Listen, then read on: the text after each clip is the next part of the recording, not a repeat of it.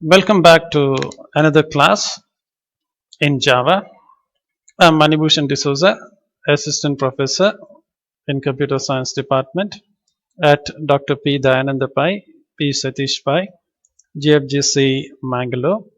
In today's class, we are going to see data types in Java, and also we will see the literals that are used in Java. So let's begin with Java. We have to understand one important thing about Java, and that is Java is a strongly typed language. You must understand what is the meaning of saying strongly typed. That's really very important. Now, it means to say that when you use Java and when you declare any variables in Java, or if you write any expression in Java, they must have a data type associated with it. And this type is strictly defined by Java. So what is the meaning of this is that suppose if you write say x square, suppose if you say x square plus 5x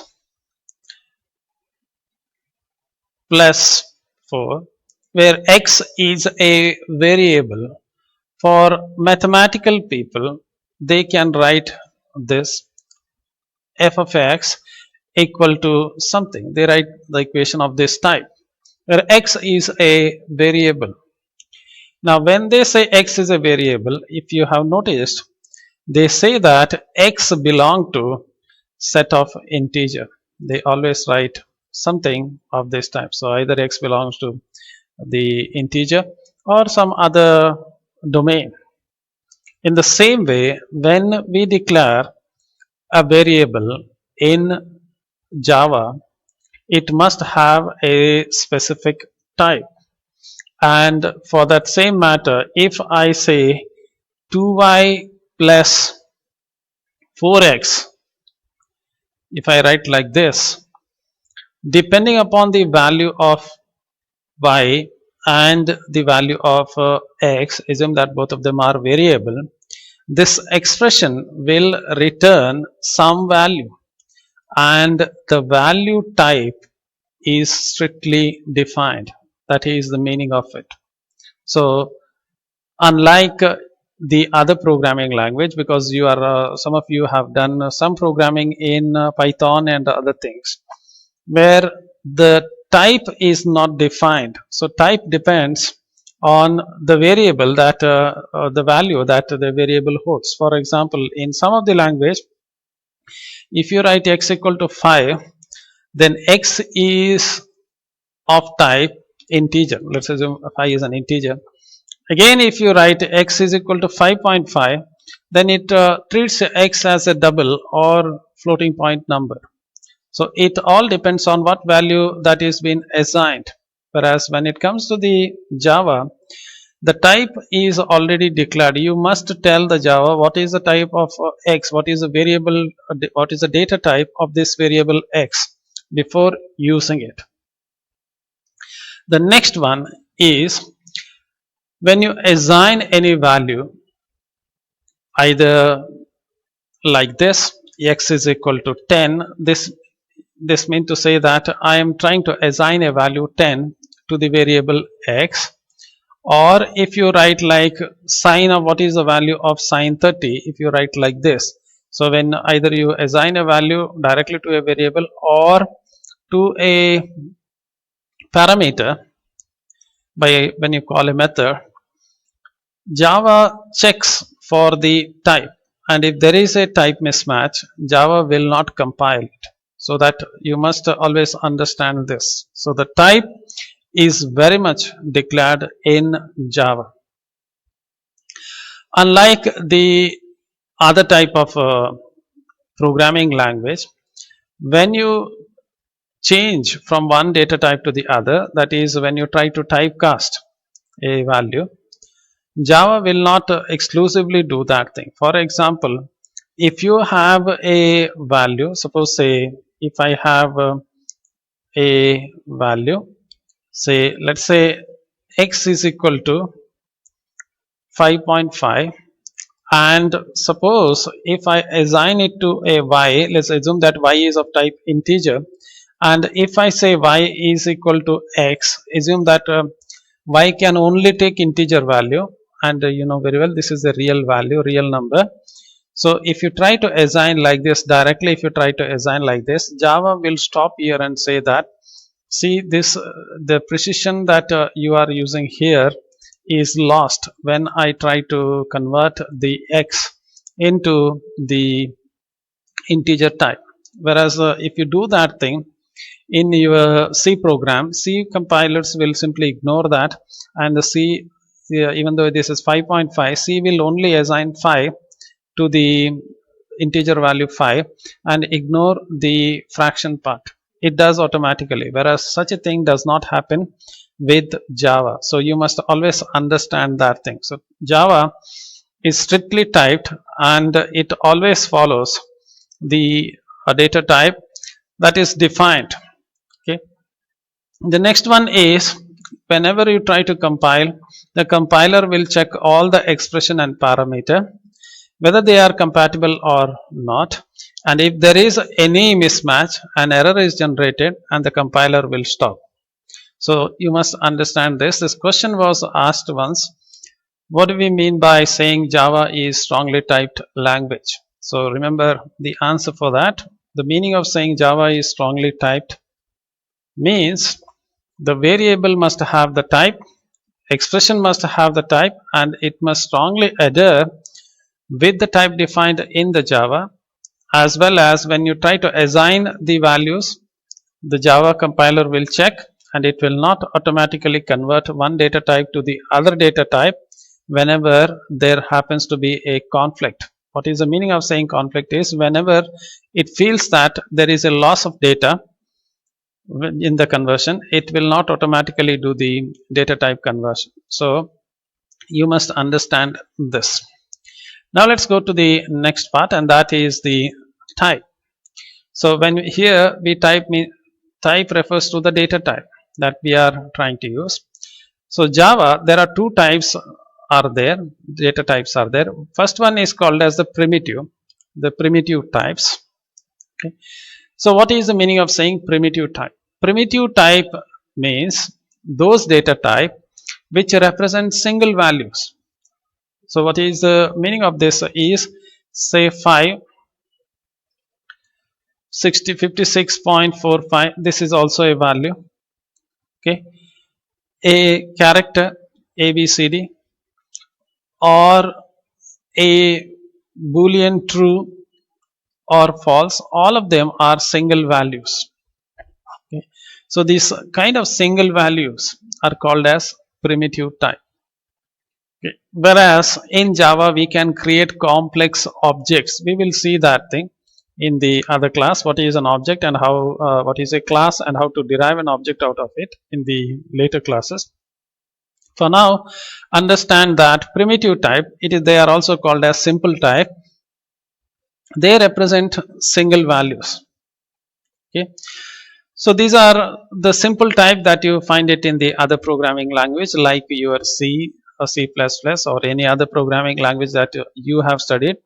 So these are primitive type. One important thing that you must understand here is Java is object oriented. Now you have studied C++, so you will know some details about object oriented programming. So Java here is object oriented. That means everything that you create in the Java must be an object. However, these simple types or these primitive types are not object. So you can say that Java is not 100% object oriented, because there are primitive types which are not objects. They are not object oriented. Whereas if you are using C#, a language called as C#, you may study or you may not study in your future classes, because I think you have VB.NET there.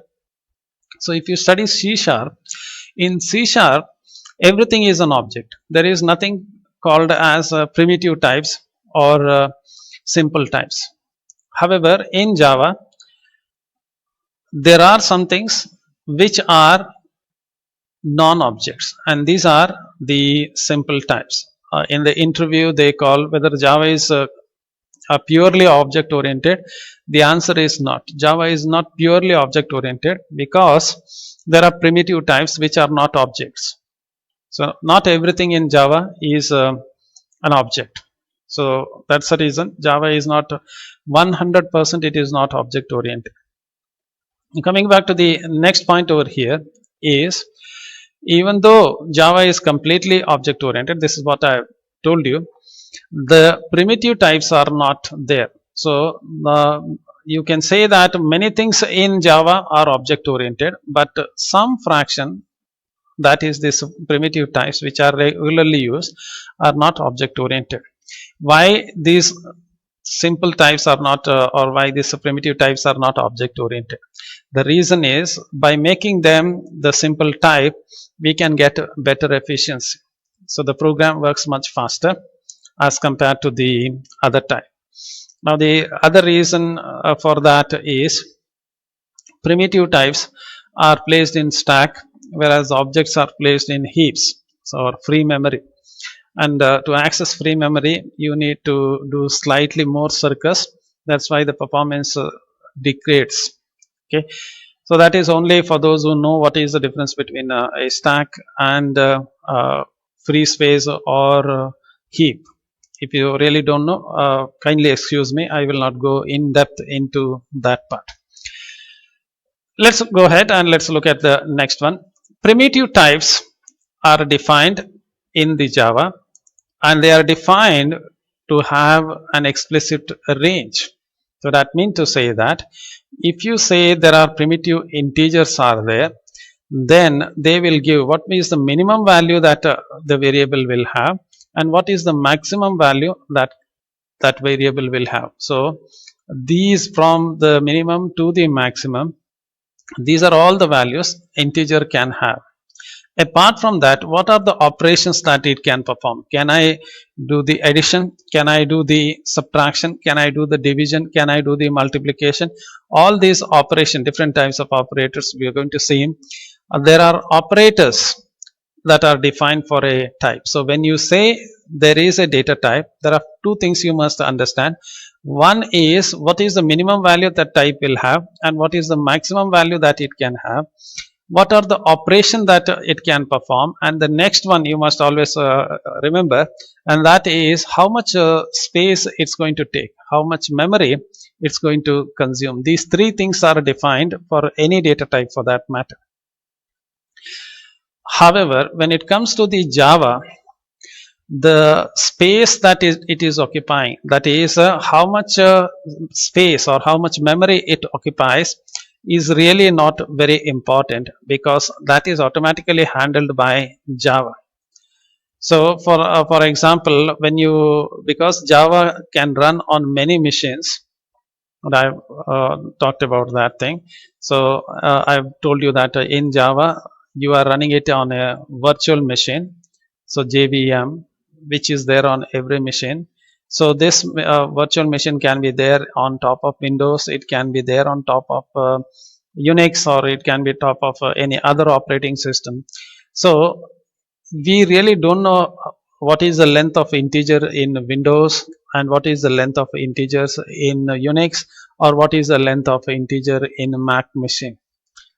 So whether is it a 32-bit, is it 48 bits, it is 64-bit, we really don't know about that thing. So whenever we are saying that integers of 32-bit, it just means to say that whether the platform supports or not, integers are going to take up 32 bits. Whereas if you are using C program for that matter, and if you are running it on one operating system, for example, just to say that if you are running on Windows, or integer may take 32 bits, whereas if you are running it on a DOS machine, it may take 16 bits. So it depends on Even though you have declared in C, you have declared int x. Hope you remember this syntax of C. So you declare x is of type integer. So integer in DOS may take 16-bit. Integer in Windows may take, just to say, I'm not saying it will take, just to say that it may take 32 bits. So even though you are taking integer, it depends on which operating system it is using. This is in terms of your C. Whereas when it comes to the Java, suppose if the Java is running on DOS, suppose let's say it is running on Java on DOS, Java is running on DOS, then regardless of how DOS treats that integer type, Java will always see to it that the integers are 32 bits. So it means to say that regardless of the platform, whether you are using Windows, Mac, or Solaris, or any platform for that matter, integers will always take 32-bit. So it is guaranteed by the Java type, Java. So this is what the meaning of saying primitive type. Let's look at how many types of primitive types are there. Altogether, there are 8 primitive types are there. First one is the byte, then the short, int, long, character, float, double, and Boolean. As I have already told you, these are also called as simple type. These are classified into 4 categories. So the first 4 over here, that is byte, short, int, and long, they always represent integer values. What is the meaning of integer value? Is a whole number. Say for example 45 is a whole number, there is no fraction in it. Or say 678, this is a whole number. So whether it's a byte, whether short, int, or long, they always hold the whole number. So and they are signed. So these integers are signed and they are whole number. Whereas the second category, that is float and double, they are called as floating point number. So they contain fractions. So for example 45 fraction 54. Again, this is not an integer because you know very well there is a fraction part here. So they contain fractional precision. The next one is character type, which stores the character, one symbol, either a hash symbol, at symbol, or any other symbol for that matter. All are stored in characters. The last one is the Boolean. This is a special type that can store only true or false. Again, do not confuse with the true equal to 1, false equal to 0. So you might have studied it in your digital program, that is digital arithmetic. So true means 1, false means 0. Here it is not integer. This is not an integer type. True means true, false means false. And it is not true does not mean this 4 letters or the 4 letters over here, and it is not that meaning. True means it is expression is true, Boolean it is true, and false means it is Boolean false. So now let's look at the types that we have. So let's look at the integers. So there are 4 integer types are there.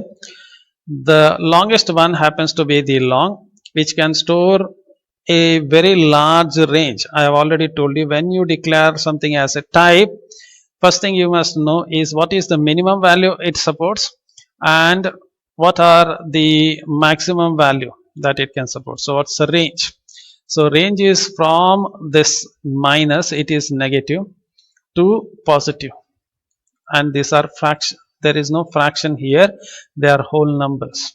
So very large number, if you want to store, you can go for long. Next comes int, which can also store quite large number, so from minus to positive. And the next one is short, which is 32,000 roughly value. And the last one happens to be byte, which stores minus 128 to plus 128. And the width is, for long you get 64-bit reserved. So if you create a variable of type long, that means it's going to store 64-bit value. So that means to say that this is 1 byte, 8, 16, okay. Then you have 32 and so on. So so much amount of RAM is reserved for the long data type. Similarly, for int, some amount of space will be stored. So you may have some bytes stored for integer and short and so on and so forth. Other thing you must always remember, this is very crucial, is that Java does not support unsigned. So that's very important thing. We don't have unsigned something. There is always a signed number. So you don't get unsigned something. You always get signed positive, signed negative, and so there is, you can always make something as positive or negative. You can't have that signed. You know very well. I hope all of you studied about that. The first bit is the sign bit, followed by the rest part. So if this is 1, it is negative. If it's 0, sign bit is 0, then it is positive, and so on. This, you are familiar with that. You studied it in the digital arithmetics about that. So Java always follows the signed values. No, there is no negative value. So let's look at the first one, and that is byte. So byte takes only one byte, that is 8 bits, and its range is from 128 to minus 128 to plus 127. So where do we use that byte? Now, whenever we are reading something from the network across the wire, so the data is sent across the wire, whether it is wired or wireless or any other type. The data is usually sent in the form of a byte. So always one byte is sent at a time, or one byte is received at a time. So suppose if you are reading something from the network, so usually you need to read 1 byte at a time. In that case, you use the type as byte. Same thing if you are reading something from the file. So if the information is stored on a disk, and if you want to read from the disk, and you are going to read it in the form of a byte. The other place where you use the byte is image processing. So when you try to process an image, if you have some image, and if you are processing it, usually we read 1 byte at a time and then try to manipulate. So in all these cases, bytes are used. Also, when we use bytes when we really don't have a data type to which the data can be mapped. What is the meaning of that is, we don't get a data type in Java that actually is compatible, or that is in line with the data that you are trying to read. Okay, so the way in which we can declare a byte is by using byte and b. So let's try to experiment that thing. I'm going to go over here, and I'm going to start a new project. So this I have already told you. I'm going to use the NetBeans 8.2. To start a new project, click on the file and new project. We are all familiar with that. So file and new project, and then select the Java. So select Java, as simple as that. Let me click next, and let me give a name to this one, my Java application 2. Let it be, okay, I'm going to say data type demo. You can give any name for that matter. Okay, let me finish it off.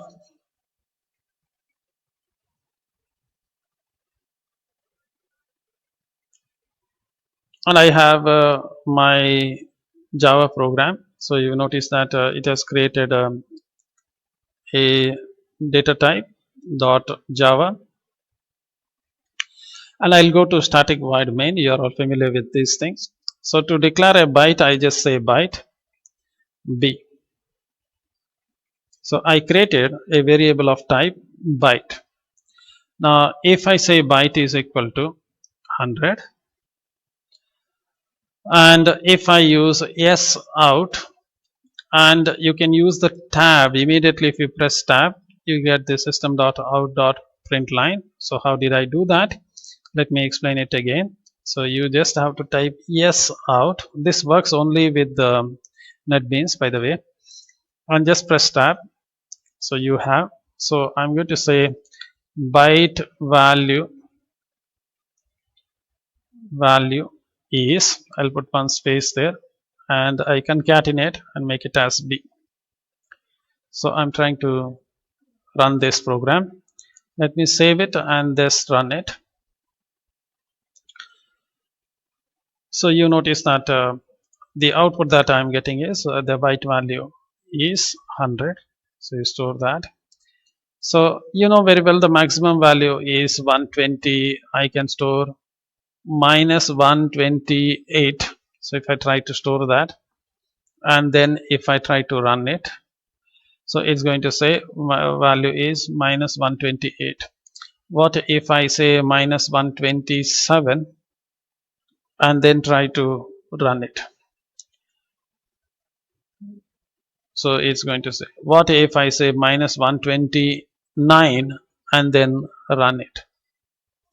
And you notice that the compile failed. You're going to get one or more. I'm going to say run it.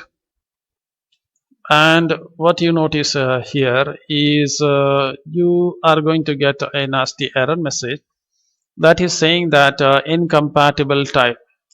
And it says that you are trying to assign 129 to byte, and byte can only take minus 128. This is more than 128, so I can convert it to 128, but you may lose some data. So it says that if I try to convert it into integer type, you will lose the data. So Java will not run the program. Now, what if I make this value to plus 128? You know very well last value that it can store. I'm going to just make it as 127. No, this is too much. 127. And then I try to run this program. It works very fine, and it's going to say, okay, this is the value. You have it. What if this is the last value it can store? I make it as 128 and then I try to run it. You notice here itself it says that no, you're going to lose some data here. You're going to lose something. And if I try to run it, I'm going to get the same nasty error which says that you are going to lose the data. So Java, that is what I told you, Java will not accept the values outside this particular range. Okay, let's go to the next data type, and that is the short data type. So short can store 16 byte, and the range is from 32768 to 32767. Again, how do I declare a variable as short?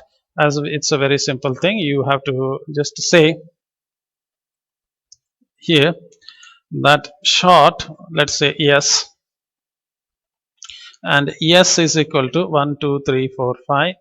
This is within the range, and I'm going to just say yes, and this is short. I'll just say short value. So what I did here is a short value is short. So simple as that, and I'm going to just run it just to tell you that this is going to work. So this is how you create short data type. Okay, let's go to the next data type, and that is int data type. Int is most commonly used data type, and we usually use for variables like loop variables, and all the general calculation is usually performed using the int data type. The next data type that we have here is the long data type, which you are going to use when you want to have a value which is greater than int. Suppose if the value is very large and it cannot be stored in the integer, type, then we can go for long. So we go for the long data type.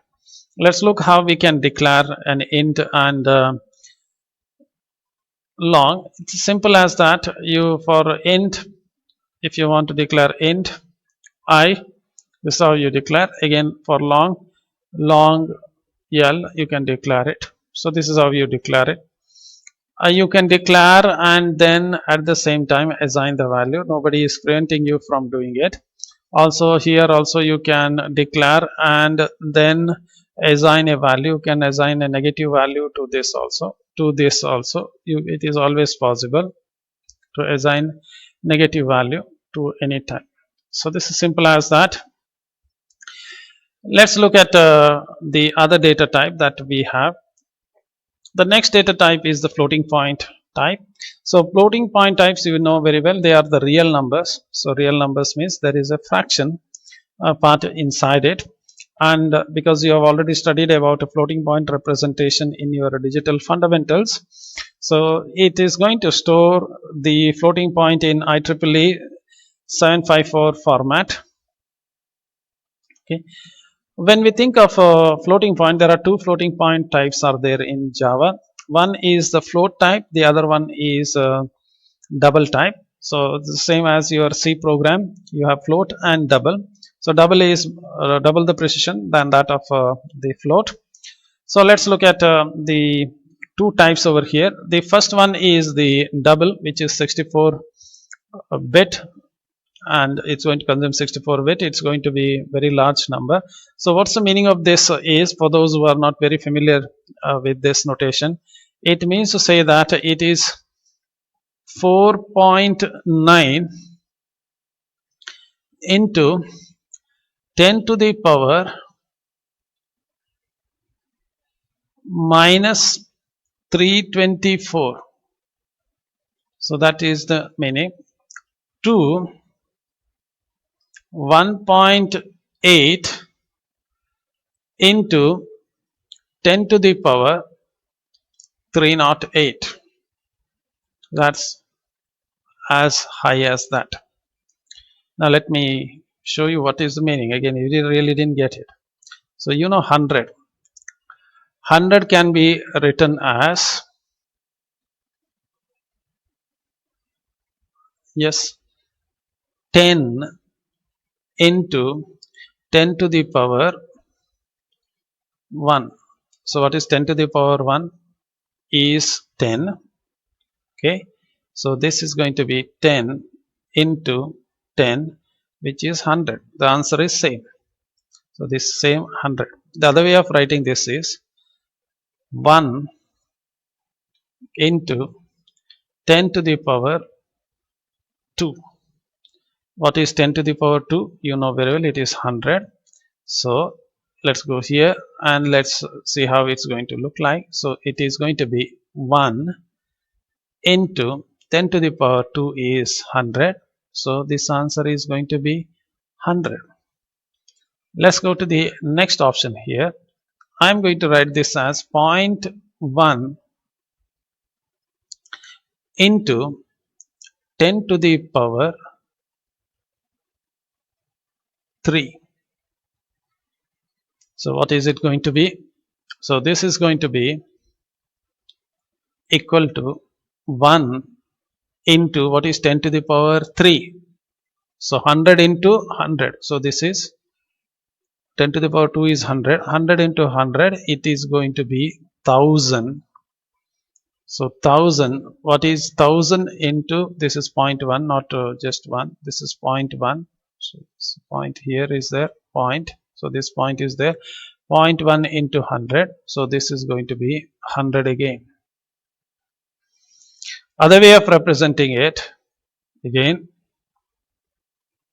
0.01 into 10 to the power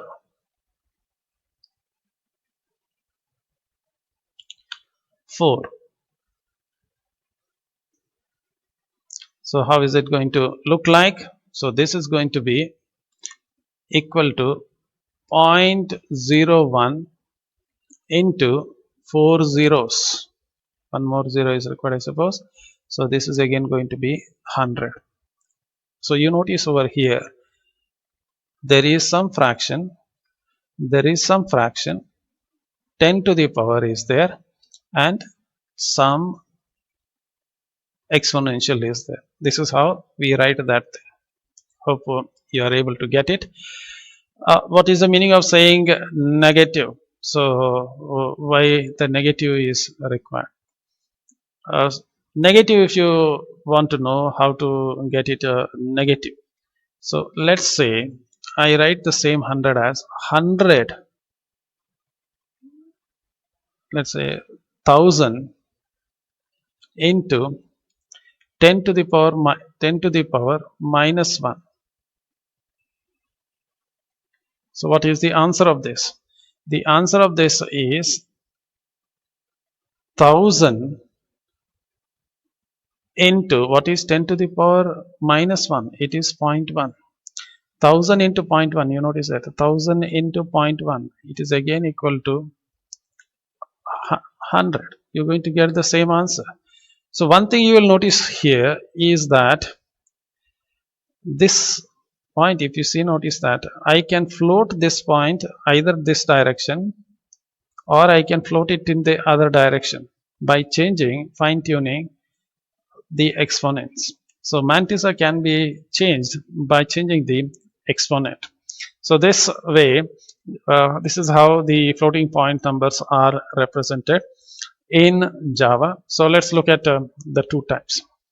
The first one is the float type. It is also called a single precision value, which uses 32-bit. Okay, it has half the precision as that of the double precision value. This you are going to use it when you want to do some kind of real number calculation. For example, if you are storing the currency like rupees and do some calculation in terms of rupees and paisa, then use float. The other type which is commonly used in Java is the double precision. So mostly we use the double precision, which use 64-bit, and in fact this using double is much faster than float, okay, in most of the thing. And most of the mathematical functions that you get in Java, the built-in type like sine, cos, tan and other things, they return as well as they take the argument as double. So that's the reason we go for most of the time we go for the double precision. So we have seen this much. Let's try to develop a program because I've been talking much. So let's see whether we can develop a program. So I'm going to write a simple program that calculates the simple interest. In order for me to create a program on simple interest, you know very well what is the way in which you calculate a simple interest. So again, for those who are not familiar, simple interest is equal to, what is that? So it is equal to what? So it is equal to principal into time into rate of interest divided by 100. This is the formula that you're all familiar with. So let's try to create a simple interest program. I'm going to use double, which is common in Java. So don't ask me why, because it's always a double precision. So I call simple interest ESI. Something you must understand is in Java, variables are usually declared in small case. So I'll take principal as P, time as T, and rate of interest as R. I'm going to assign all the values. Simple interest, I have to do the calculation, so I can't say simple interest is 100. That means I know what is the answer. Okay, so I'm going to get the value. Principal is 1000 rupees. Time is 3 months.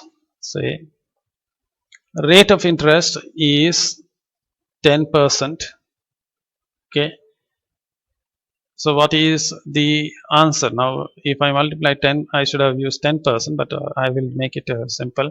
So let me calculate PTR. I'm not really interested in doing something which is too complicated. So how do I do that thing? So simple interest is P into T into R divided by 100. Now some of you may say that some of you don't know about the precedence, which one will be done first, whether it's going to perform like this. Some of you may say that, or others may say that no, this is not going to work because Java is going to do this way around. P into T into R, it is not going to do like this. It is going to first divide R by 100, and then it is going to do like this. So some of you may have the confusion. I have not talked about the precedence of the operators. In fact, I have not talked about the operators as such. So I'm going to just use this to just to say that it is P into T into R by something. How do I output it? You know very well. Yes out and press tab, and I'm going to say simple interest is, and I'm going to say yes I. As simple as that. I'm going to run it, and you already have it. Okay, so you get that answer there. So can you think of finding the area of a circle? So how do I find the area of a circle? Again, I'm going to delete this. So in order to calculate using the radius, let me calculate. You can even find the circumference, but let's say with the area using the radius. So let me say double area and radius. Okay. Oops, I think I pressed a wrong key. Okay, so let's initialize radius, radius, radius equal to 30. Just to say something, let me make it as 10, that is easier. How do you calculate area? Area is equal to pi r square. So pi is what is 3.14. I'm going to use the constant 3.14 into r. So what is r? Radius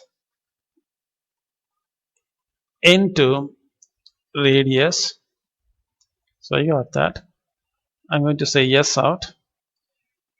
Area of the circle is, I'm going to append that, and I'm going to say area. So as simple as that.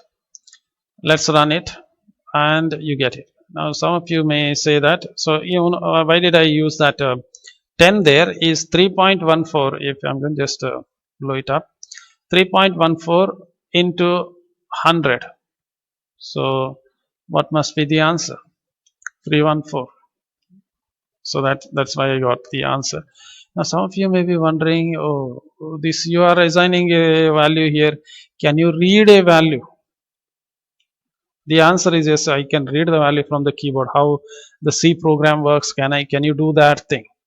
The answer is yes, you can do it. How do I do that thing?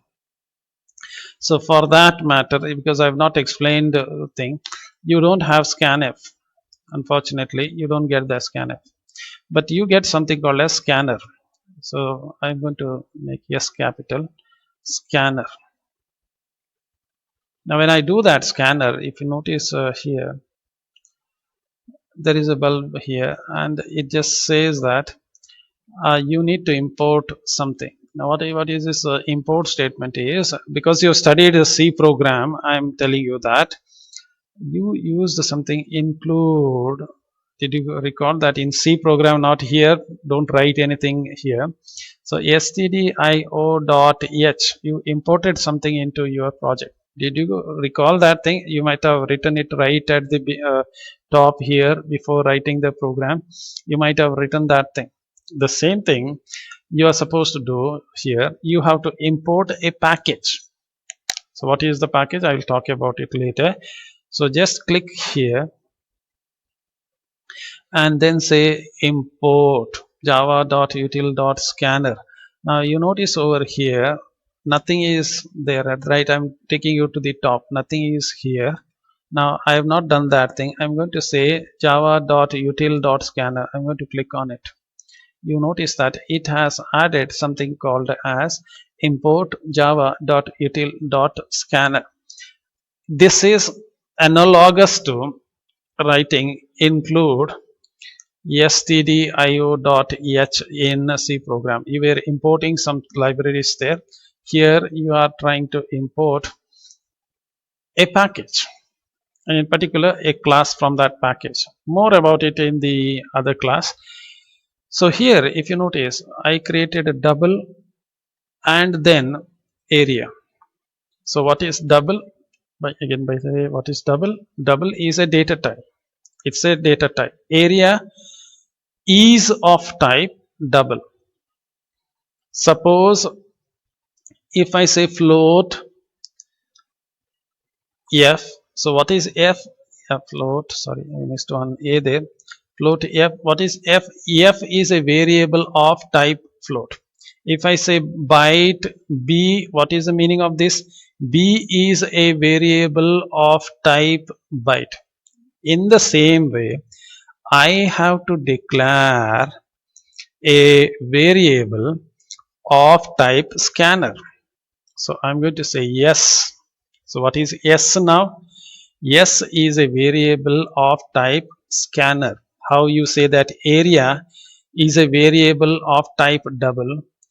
Radius is a variable of type double. In the same way, scanner is a variable of type, yes is a variable of type scanner.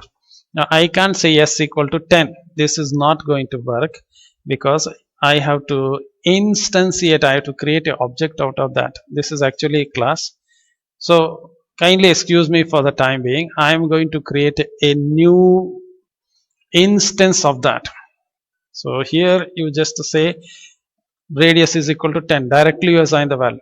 I can't do that thing. I have to tell the Java that there is this variable. Create a new form of this. Yes. So new, if I say scanner, if I do that thing, then I have to say, I have to read it from, it is going to say from where. So I'm going to say system dot in. So what is the meaning of it is, I'm just saying that, so 10 is a simple data type. So there is no problem. For a simple data type, you just assign the value. Whereas here you are saying that, see Java, I want you to go here and then create a new form of scanner. Scanner is there, you create something new scanner, a very brand new scanner, and in refers to the input and get connected to the input. So whatever input that is coming, it is called as a stream. Whatever input stream is coming, connect to the input stream. So from where am I giving the input? I can give the input from my mouse, or in this case I will give the input from my keyboard.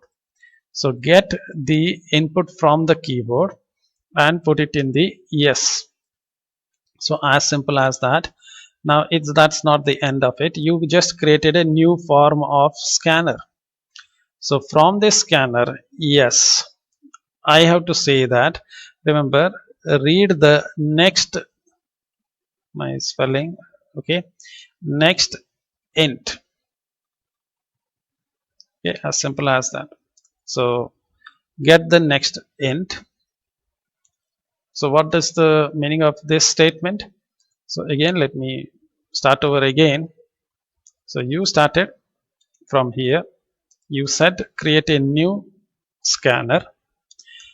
Connect that scanner to the keyboard, that is system.in input stream. So input stream means stream is coming, stream of bytes are coming from here, keyboard, stream of bytes are coming. You know what is the meaning of saying stream of bytes? So you have seen your at home you have your tap. If you open the tap, stream of water will come. So similarly, stream of something is coming from the keyboard. Now what is coming from the keyboard? Integers may come from the keyboard, ABCD characters may come from the keyboard, floating point number may come from the keyboard, anything can come. So what you are getting is a stream of something. You get a stream from the keyboard to what? To yes. So yes is getting your stream. Now you are telling the x yes that you get the stream until a integer is obtained. So in other words, you put a tab over here and you put a small glass here. So until this glass is full, you store it. So same idea, you are saying that stream is coming. From the stream, get the next integer value from the stream and give it to me. So simple as that. So you are getting a stream from the keyboard. From the stream, get the next integer. From whatever stream you are getting, you may get a integer, float, whatever you get the next integer and then stop. So this statement is going to give you the next integer. Now I have to store that integer. If I don't store it, it will go in vacuum. So I'm going to store that thing in the radius. How do I do that thing? Radius is equal to next int. So look at these two. I have not purposely deleted both of them. The reason is very obvious. Look at here. You are assigning a value 10 to the radius. So value 10 is assigned to radius. Similarly, this statement is going to read a integer. I don't know, from the keyboard you can type 10, 20, 30, 40, 90, whatever integer you are typing. You are going to type the next integer. That integer is stored here. It's same as 10 is stored in the variable. Next integer is stored in the radius. This is as simple as that. So I'm going to remove this 10, otherwise every time the 10 itself will be shown there. So this is what you get. Now if I run this one, it's going to work fine.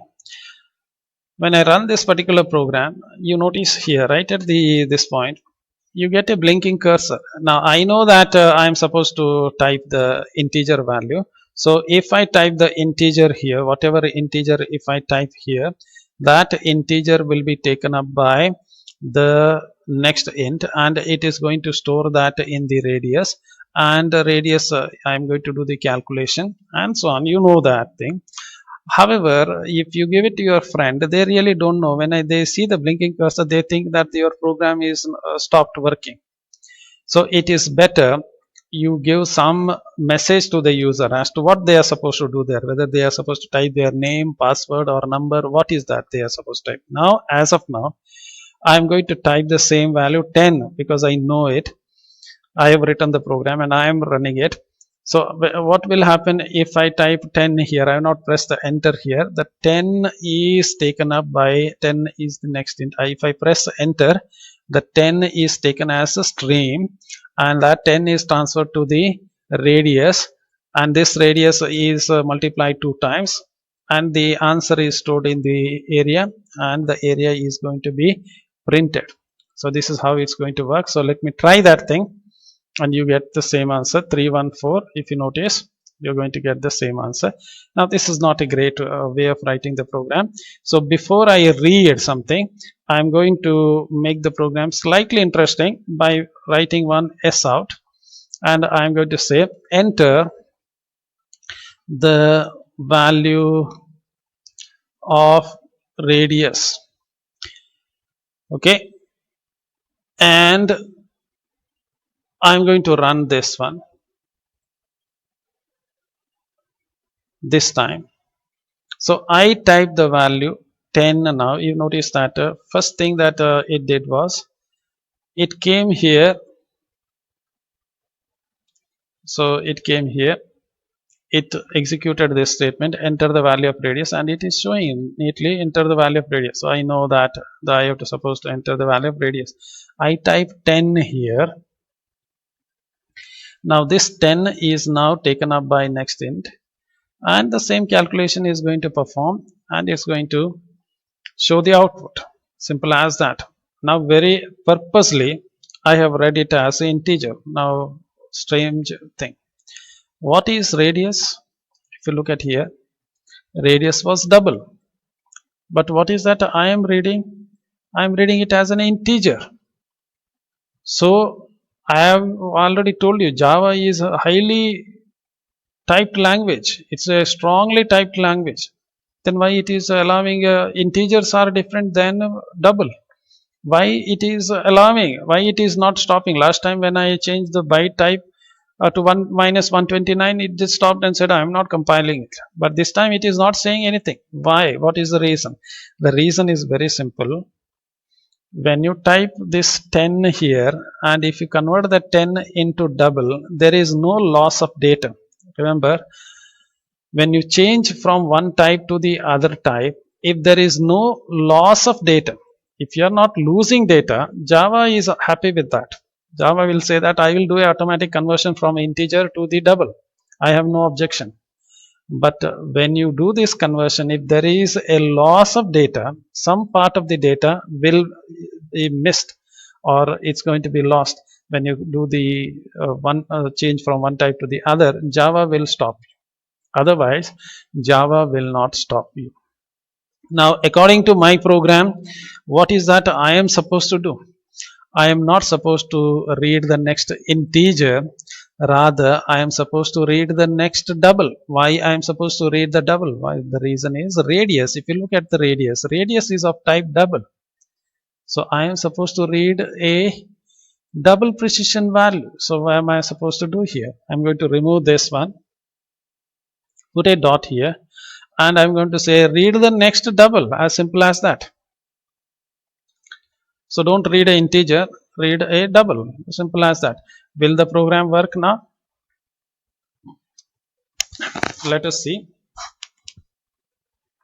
So I'm going to go over here and I'm going to type 10.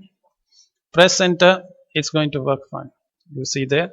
So can I put a fractional value? So instead of 10, can I put 10.001? Can I do that? Press enter. You see the precision here for my calculation. Can you see that precision? You get a very high precision. Okay, so you can put a fraction value. So this is as simple as that. Let's go ahead and let's look at the other type, and the other type is the character type. So character is used to store one single character in your memory. So what is the meaning of saying character? Look at your keyboard if you really don't get the meaning of saying what is a character. So all the keys that you see on let me come back. All the keys that you see on your keyboard, all of them are characters. So A, B, C, D, at symbol, dollar symbol, all of them are characters. Suppose if you want to store the characters, then you have to go for character. However, unlike your C program, characters are Unicode. So what is the meaning of saying Unicode? For that, we have to again go back to your previous classes. You have studied about Ascii characters. Hope everybody has studied. Ascii stands for American Standard Code for Information Interchange. So recall what you studied in your previous classes. So we know that the Ascii characters are there. So Ascii, we start from before the 32 up to 32. Where is that? 32 up to 32, 0 to 31. These are called as non-printable character. I'm going to show you in the next table. They are called as non-printable characters. So these characters will not produce anything on the printer. You can't see the output of them. For example, the Ascii character 7, if you notice here, if you use that, you are going to hear a small beep on your internal speaker, not on the external speaker that you have. So you have this 5.1 channel speaker connected to your computer. I'm not talking about that external speaker. Inside the computer, there is one small speaker is there. You will hear a beep in that. Similarly, if you use the Ascii character 10, you see a line feed. So what is this line feed is on your printer. If you've seen the old printer, so when the printer, this is the paper, printer starts printing, and it comes to the end of this line. So you have to give an instruction to the printer saying that don't print, you reach the end of the page, go to the next line, that is called as a line feed the page by one line, so that is 10. You can't see that being printed on the paper, because if you say ASCII 10, it will immediately, the page will move by one line, so you can't see that as a print. Similarly, you have ASCII character 12, that means form feed. So if you do that, one page will be ejected out of the printer, it will not print anything. That is why they are called, there are many are there, they are called as non printable characters. They are also called as control characters. So these are all control characters in the ASCII, and you can't see their output. The next one, even though this table I have got it from the asciicode.com.ar, this I don't know what is the AR refer to now. The 32 is actually space. They have written in Spanish, but 32 is space. What is the meaning of it is, if you send the character 32 to the printer, it will produce one space. So if you want to, for example, there is a space here, notice the small space is here, small space is here. Now space is also a character. How does the printer prints it? Somebody has sent a ASCII character 32 to that. After that space, even remember, space is can be seen. After 32, all the characters are printed. So ASCII 48, hope everybody knows that thing. ASCII 48 means your 0. So the 0 that you can see, or if you have not seen it, look at your answer script, you always get that 0. So that 0, how did you get that 0? Because your teacher has sent the ASCII character 48 into your answer script. That is why you see that 0 there. Similarly, 49 is 1, and so on and so forth up to 57. You see the other greater than symbol, all these symbols. Then the very important thing, ASCII 65 is A, and you go up to the ASCII 90, that is Z. This is in capitals. And ASCII 97, what's the difference between these two? 65 and 97, what's the difference? Difference is 32. So always remember that difference between capitals and small case is the distance of the space. So that is what you get.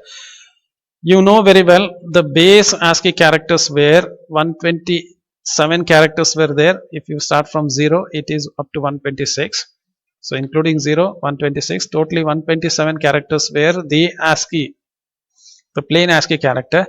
Then they were extended to get the extended characters, that is 255 characters. So if you notice over here, the very old computers, they were only using English, plain English, ABCD, and no other symbols were allowed. However, there are many European countries where even though we use the same symbol, but their symbol, the A accent was there. So there are some additional symbols were there. They don't just write A, they put one dot on top of that A, and so on. These symbols were missing in the old ASCII characters. So they extended it to add those characters.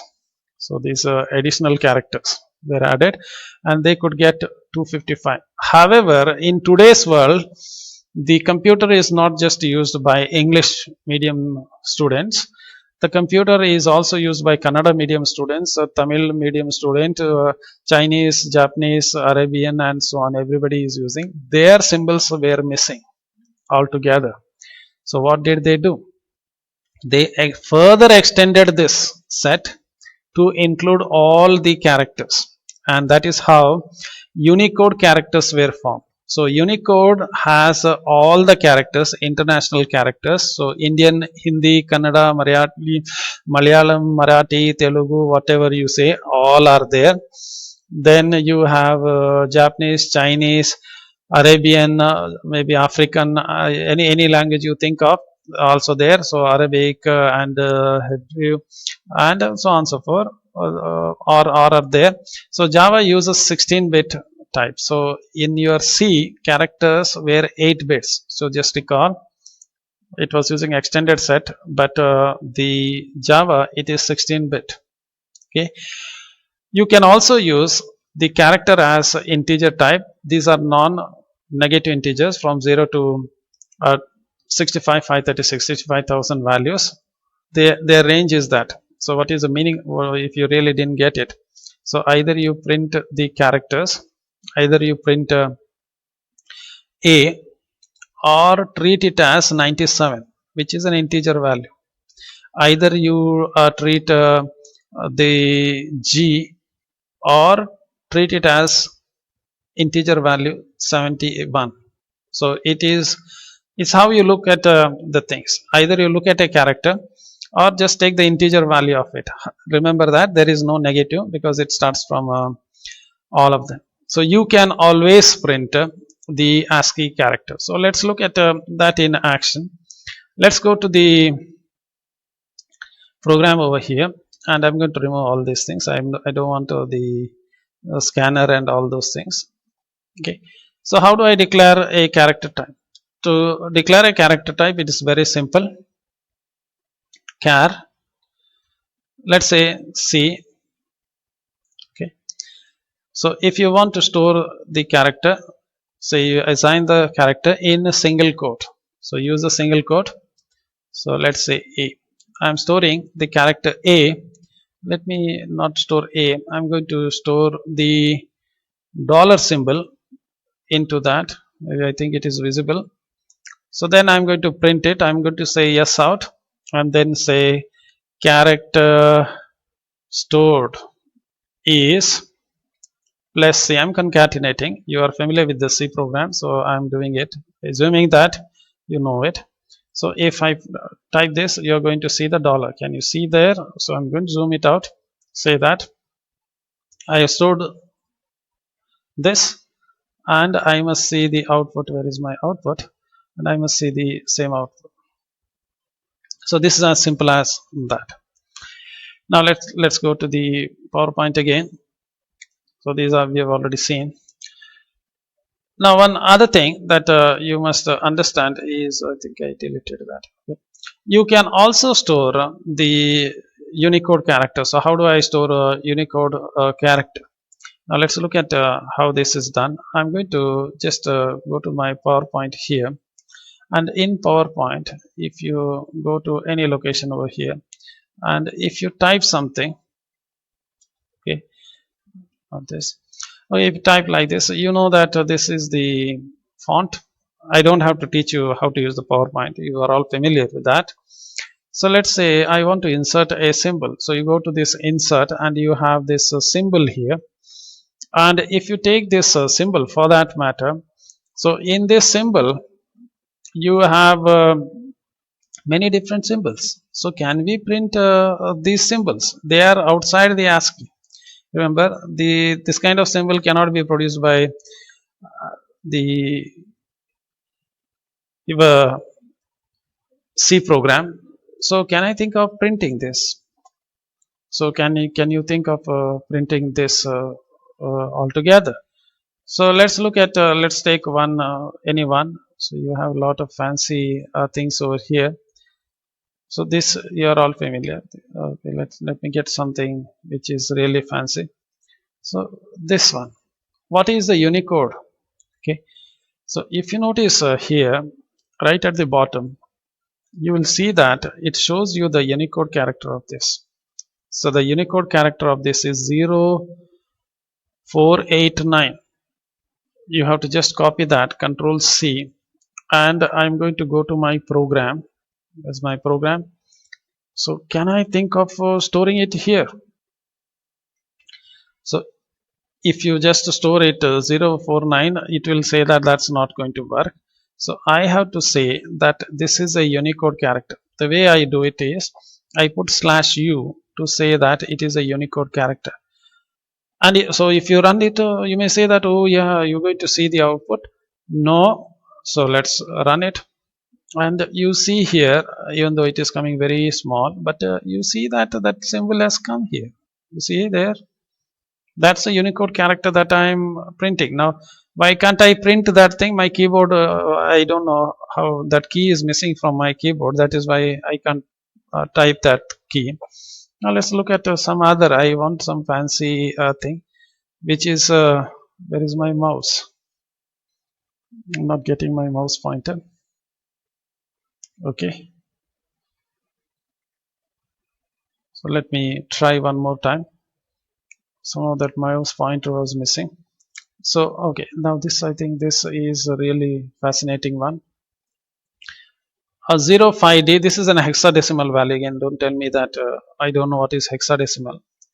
So we get it, we just put it here, and you remember you have to put it with the /u followed by 4 letters. Control V, you do it, and then run it, and you should see that. I hope you can see that. You can, it's a very small thing, you can see.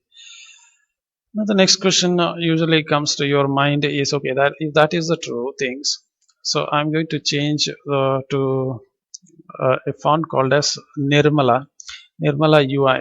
This is from Microsoft. So I've shown you the font Nirmala UI from Microsoft. Okay. So why this I have selected? I have not selected Barha or Nudi. They are not ASCII character, because this Nirmala has the Indian characters. That's why I have selected that. These are Unicode characters. That is why I have selected that. Now you get that. Okay, you get this here. Okay, what is the Unicode character for is, I get this one. So Control C, I do that. I go to my program and I go here. I paste it. Now you see the difference. Okay, 0C5, I think one is missing. 1, 2, 3, 4. One quote was missing. Okay, so let me run it. Now you notice that it is showing not car, it is showing a box here saying that I didn't get that. What is the reason is, the output window, it is showing in the output window this this font in which it is trying to show the output does not support Kannada. So this is a very different font. So what if you no sir, I want to see that thing Kannada, I want to get it in Kannada. You can get it. You have to change the font of the output window. So you see this output window, the font that it is using is I think monospaced font. You have to change this. Let me show you a demonstration. You don't need to do that thing, but okay, just to see, click on this one, and you see the properties. I should see the properties. So you see the properties, and I think I can go to the miscellaneous. I'll go to this miscellaneous. So you are in Java, and I clicked on this miscellaneous. So here, so I go to this miscellaneous, and you see that in the miscellaneous, the font that is used in that output, so this font that it is trying to use here, that font is monospaced. This is a monospaced font, monospaced 11 it is using. So you have to change that. How do I do that? Go to this corner here. So go to this corner, click on that, and I am going to select Nirmala.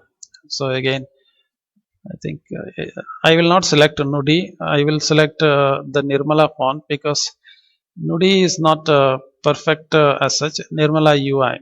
So I have selected this Nirmala UI to make it appear really great. I will just make the font size is 24. Okay, so see that you can see the effect. Click OK. Click OK. I think apply OK, and you see the effect there. You see that. Okay, so can you see that thing?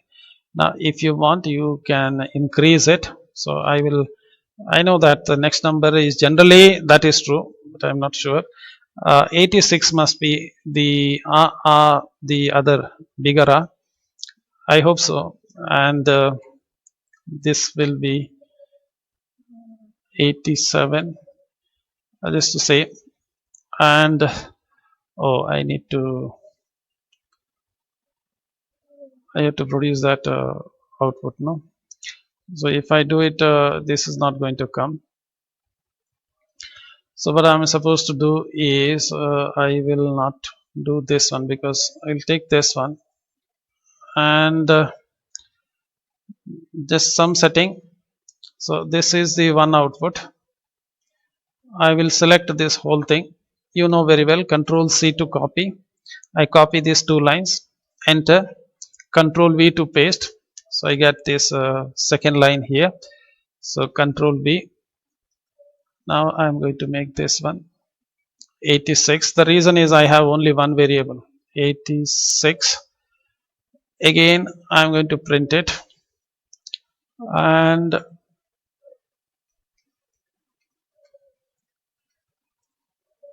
'87. I think that's enough for me. You can try it on your own. Let's give it a try, and you notice you have all your values being shown as ASCII. Can you see there? Okay. Now remember, don't keep the same font here, you'll end up in trouble. So I will go back. This is very important. Go back and bring it back to the normal font. So I'll go to click on this one. This is fun today, and when you run the program tomorrow, you will end up in big trouble.